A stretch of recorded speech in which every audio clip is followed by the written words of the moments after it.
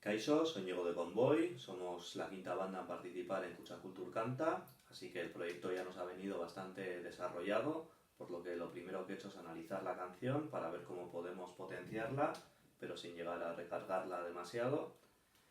He estado escuchando y me parece que hacia el final de la canción le puede venir bien algún efecto tipo sample, por lo que he seleccionado la herramienta Loop Más. He estado salseando en ella y dentro de toda la biblioteca de efectos me he quedado con el siguiente, que sería un scratch junto con una base rítmica, que sonaría así,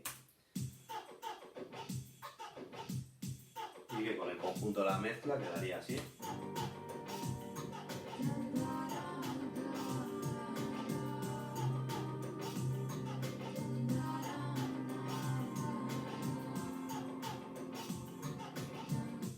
Me parece que es un efecto diferente a lo que ya tenía la canción y que funciona bastante bien.